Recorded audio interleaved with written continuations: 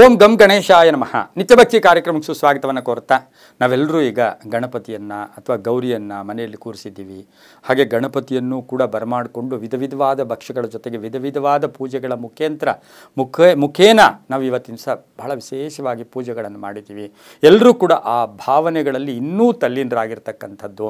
ಆಮೇಲೆ ವರ್ಷದಲ್ಲಿ ಒಂದು ಎಲ್ಲರಿಗೂ ನಗು ಕೊಡ್ತಕ್ಕಂಥದ್ದು, ಖುಷಿ ಕೊಡ್ತಕ್ಕಂಥದ್ದು, ಸಂತೋಷ ಕೊಡ್ತಕ್ಕಂಥದ್ದು. ಆಸೆ ಆಕಾಂಕ್ಷೆಗಳಿಗೆ ನಮ್ಮ ಗಣಪತಿ ಇದ್ದಾನೆ ಬಿಡಿ, ನಮ್ಮ ಗಣಪತಿ ಇದ್ದಾನೆ, ನಮ್ಮ ವಿಘ್ನಗಳನ್ನೆಲ್ಲ ನಿವಾರಣೆ ಮಾಡ್ತಾನೆ ಅಂತಕ್ಕಂಥ ಗಟ್ಟಿ ನಂಬಿಕೆ ಇರ್ತಕ್ಕಂಥದ್ದೇ ಗಣೇಶನಿಗೆ. ಯಾಕೆಂದರೆ ಆ ಗಣೇಶ ವಿನಾಯಕ ವಿಘ್ನರಾಜನಿಗೆ ಅಷ್ಟು ಶಕ್ತಿ ಇದೆ.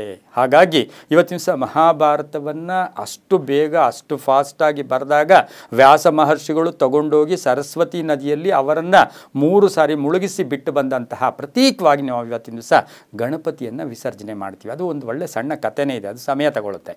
ಆದರೆ ವ್ಯಾಸ ಮಹರ್ಷಿಗಳು ಅವ್ರು ನೋಡ್ತಾರೆ, ಬಿಸಿ ಬರ್ತಾ ಇರುತ್ತೆ, ಶರೀರದಲ್ಲಿ ಬೆಂಕಿ ಬರ್ತಾ ಇರುತ್ತೆ, ಆ ಶರೀರವನ್ನು ಸರಸ್ವತಿ ನದಿಯಲ್ಲಿ ಬಿಟ್ಟು ಬರ್ತಾರೆ. ಅಂತಹ ಗಣಪತಿಯನ್ನು ಈಗಲೂ ಕೂಡ ಸಾರ್ವಜನಿಕವಾಗಿ ಮನೆಗಳಲ್ಲಿ ಎಲ್ಲ ಕಡೆ ಇಟ್ಕೊಂಡಿರ್ತಕ್ಕಂಥ ಸಂದರ್ಭಕ್ಕೆ ಎಲ್ಲರಿಗೂ ಒಂದು ಕುತೂಹಲ ಇರುತ್ತೆ, ಯಾವಾಗ ನಾವು ಗಣಪತಿಯನ್ನು ವಿಸರ್ಜನೆ ಮಾಡಬೇಕು ಅಂತಕ್ಕಂಥ ಭಾವನೆ ಕೂಡ ಇರುತ್ತೆ. ಪಬ್ಲಿಕ್ಕಲ್ಲಿ, ನಮ್ಮ ಕೇರಿಯಲ್ಲಿ, ನಮ್ಮ ಬೀದಿಯಲ್ಲಿ ಗಣಪತಿ ಇಲ್ಲದ ಊರೇ ಇಲ್ಲ ಅಂತ ಕೂಡ ನಾವು ದೇಶಾದ್ಯಂತ ಹೇಳ್ಬೋದು. ಪ್ರತಿಯೊಬ್ಬರೂ ಕೂಡ ಪೂಜೆ ಮಾಡ್ತಕ್ಕಂಥ ಗಣಪತಿ ಕೂಡ ಇದಾಗಿರುತ್ತೆ. ಇಂದು ಗಣಪತಿಯನ್ನು ಪ್ರತಿಷ್ಠಾಪನೆ ಮಾಡಿದ್ದಾಯಿತು. ಈಗಾಗಲೇ ಗಣಪತಿಯನ್ನು ಪ್ರತಿಷ್ಠಾಪನೆ ಭಾದ್ರಪದ ಮಾಸದ ಶುಕ್ಲ ಪಕ್ಷದ ಚೌತಿಯಿಂದ ಇಟ್ಕೊಂಡು ಅನಂತ ಚತುರ್ದಶಿಯ ತನಕ ನಾವು ಇಟ್ಕೊಳ್ತಕ್ಕಂಥ ಒಂದು ವಾಡಿಕೆ ಕೂಡ ಇರುತ್ತೆ.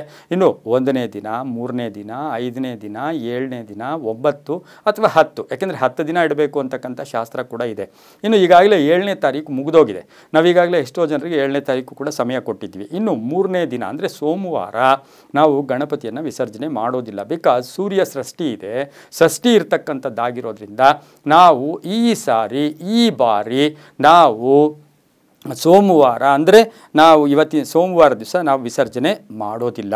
ಇನ್ನು ನಾವು ವಿಸರ್ಜನೆ ಮಾಡಬೇಕಾಗಿರ್ತಕ್ಕಂಥದ್ದೇನು ಅಂತ ಹೇಳಿದ್ರೆ, ಈಗ ನಮ್ಮ ಲೆಕ್ಕಾಚಾರಗಳಲ್ಲಿ ಅಥವಾ ನಮ್ಮ ಅನುಕೂಲಕ್ಕೆ ತಕ್ಕ ಹಾಗೆ ನಾವು ಇವತ್ತಿನ ದಿವಸ 11ನೇ ತಾರೀಕು ಸೋಮವಾರ ದಿವಸ ನಾವು ಭಾನುವಾರ ಮಾಡೋಲ್ಲ, ಸೋಮವಾರ ಮಾಡಲ್ಲ.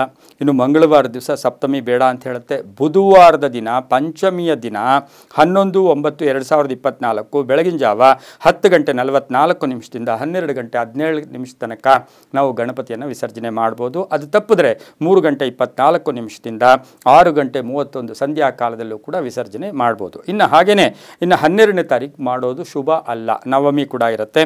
ಇನ್ನು 13ನೇ ತಾರೀಕು ದಶಮಿ ತಿಥಿ ಇರೋದ್ರಿಂದ ಆವತ್ತಿನ ದಿವಸ ನಾವು ಸಪ್ತಮಿ ಅಂದರೆ 7ನೇ ದಿನ ಕೂಡ ಆಗಿರುತ್ತೆ.